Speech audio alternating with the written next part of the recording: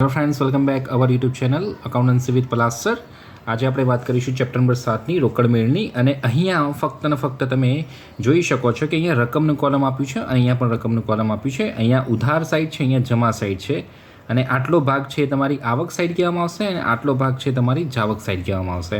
એટલે અહીંયા ધંધામાં જેટલી આવક થઈ હોય એ નોંધવામાં આવે છે રોકડમાં અથવા બેંક દ્વારા, અને અહીંયા પણ જેટલા ખર્ચા થયા હોય રોકડ અથવા બેંક દ્વારા એ અહીંયા નોંધવામાં આવશે. હવે અહીંયા હું તમને એક વાત કહું કે આપણે એક ખાનાવાળા રોકડ મેળથી આજે દાખલો શીખીશું. તો ચેનલ પર નવા હો તો ચેનલ લાઇક, શેર અને સબસ્ક્રાઈબ કરવાનું ભૂલતા નહીં, બરાબર? તો આજે જે છે પ્રાપ્તિનો જે રોકડ મેળ છે એની આપણે વાત કરીશું. તો પ્રાપ્તિના રોકડ મેળ જે જૂન માસનો છે, તો એની અંદર પહેલું તમને એવું કહે છે કે શરૂઆતની રોકડ સિલક તમારા બુકની અંદર એક્સરસાઇઝનો દાખલા નંબર 3 છે જૂની બુકમાં, કે ભાઈ 2015 અને જૂન માસ છે એમાં શરૂઆતની રોકડ સિલક 10,000 છે. એ શરૂઆતની રોકડ સિલક છે એ અહીંયા લખવામાં આવશે 10,000. અને અહીંયા શું લખીશું આપણે? બાકી આગળ લાવ્યા. અને અહીંયા આપણે 2015 અને એ પણ શું લખીશું? જૂન લખીશું, એ પણ પહેલી તારીખ, બરાબર? એના પછી આપણે આગળ વધીશું બાળકો. તો અહીંયા એક એવી વસ્તુ પણ જાણવામાં આવે છે કે રોકડ વેચાણ ₹3,000 થાય છે, જે બીજી તારીખનો વ્યવહાર છે એ અહીંયા. તો અહીંયા લખીશું આપણે રોકડ વેચાણ, બરાબર? એ રોકડ વેચાણ કેટલું લખીશું આપણે? ₹3,000 લખીશું, બરાબર? તો ફ્રેન્ડ હવે આગળ વધીએ મિત્રો. ફ્રેન્ડ્સ હવે આપણે આગળ વધીએ છીએ. ધંધામાં વધુ નાણાંની જરૂર હોવાથી પ્રાપ્તિ ₹2,000 ધંધામાં રોકડા લાવી. તો આ મૂડી કહેવાય. તો એ તારીખ નંબર 3માં જશે અને અહીંયા લખીશું આપણે મૂડી ખાતે. શું લખીશું? મૂડી ખાતે. કેટલા લખીશું? ₹2,000 રોકડા ધંધામાં લાવે એની વાત છે. પછી આપણે આગળ વધીએ તો રોકડ ખરીદી ₹6,000 કરી છે અને તારીખ અહીંયા આપશે આપણે 5 નંબરની 2015 જૂન માસ અને 5મી તારીખ અહીંયા લખીશું રોકડ ખરીદી મિત્રો. ઓકે, તો રોકડ ખરીદી કેટલી છે? ₹6,000ની છે મિત્રો. હવે એના પછી આપણે આગળ વધીએ. પગારના ₹1,000 અને લાલી એવી દલાલીના ₹1,500 રોકડા ચૂકવ્યા, બરાબર? તો 7 નંબર અહીંયા પગાર ખાતે અને 7 નંબર અહીંયા દલાલી ખાતે. તો અહીંયા લખું હું પગાર ખાતે અને અહીંયા હું લખું દલાલી ખાતે, બરાબર? તો પગારના ₹1,000 અને દલાલીના ₹1,500 મળ્યા છે, બરાબર? એ અહીંયા હું તમને બતાવી રહ્યો છું કે અહીંયાથી ₹1,500 આપણને મળે છે. સોરી, આપણે ચૂકવીએ છીએ. તો અહીંયા જેટલા પણ ખર્ચા થશે એ બધા કઈ બાજુ જશે? રોકડ મેળની જમા બાજુ જશે. કારણ કે અહીંયા બધા ખર્ચા અહીંયા રોકડ જાય છે અને ઉધાર બાજુ પર કઈ એન્ટ્રી બતાવીશું જે ધંધામાં રોકડ આવતી હશે, બરાબર? દ્રોણ પાસેથી ₹5,000નો માલ રોકડેથી ખરીદ્યો, બરાબર? તો હવે અહીંયા 9મી તારીખ, આમાં પણ ખરીદીમાં પૈસા જશે. તો અહીંયા દ્રોણ ખાતે લખીશું, બરાબર? દ્રોણ ખાતે કેટલા લખીશું? ₹5,000, બરાબર? રોકડેથી ખરીદ્યો. અહીંયા ઉધાર વ્યવહારો કોઈ અહીંયા છે ને, અહીંયા બાળકો છે ને ઉધાર વ્યવહાર અહીંયા બાળકો ઉધાર વ્યવહાર કોઈ દિવસ નોંધવામાં આવતા નથી. માનસી ₹6,000 માલ રોકડેથી વેચ્યો, માનસીને વેચ્યો છે. તો 11મી તારીખ અહીંયા માનસી ખાતે.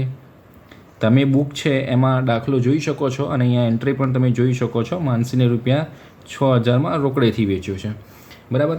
નૈઋતિને ₹3,000 ગયા મહિનાના ખરીદેલ માલ પેટે ચૂકવી આપ્યા. તો આ મહિને ચૂકવી આપ્યા છે ને, તો નૈઋતિ ખાતે, બરાબર? અહીંયા શું થશે?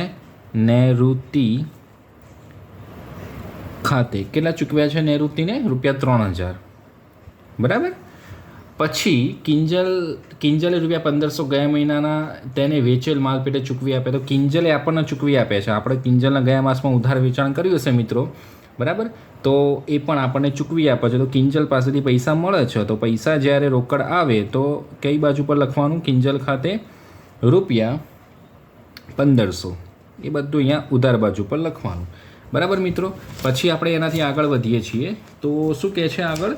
₹600ની જૂની સાયકલ ધંધા માટે ખરીદી. ₹600માં એટલે સાયકલ ખરીદી ધંધામાં મિલકત આવે છે. કઈ તારીખ છે મિત્રો? તો 25 તારીખ છે. ઓકે, તો આ જે 25 તારીખ છે એ આપણે અહીંયા જમા બાજુ પર લખીશું અને લખીશું સાયકલ ખાતે,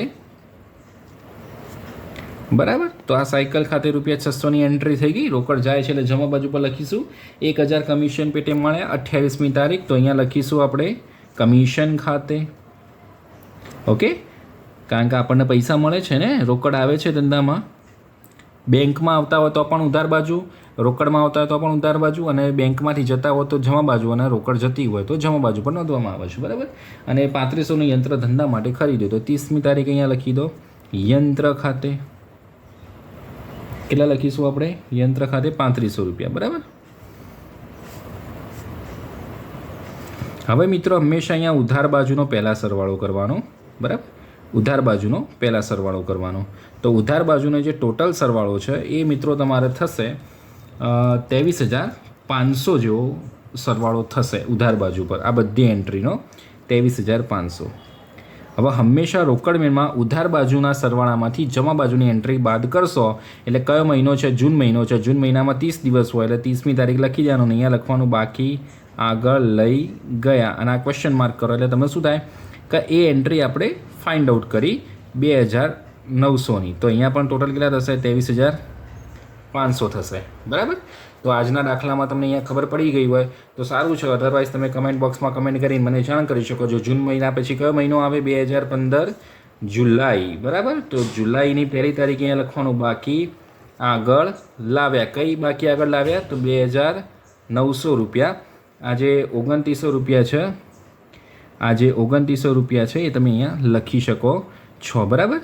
તો અહીંયા આ દાખલો પૂરો થાય છે, અને હંમેશા જે બાકી અહીંયા વધતી હોય એ બીજા મહિને શરૂઆતની બાકી બનતી હોય છે. તો આ દાખલામાં ખબર પડી હોય તો લાઇક, શેર અને સબસ્ક્રાઈબ કરી દેજો, અને ના ખબર પડી હોય તો કમેન્ટ બોક્સમાં જાણ કરજો. બરાબર. ત્યાં સુધી મને રજા આપો. જય હિન્દ, જય ભારત.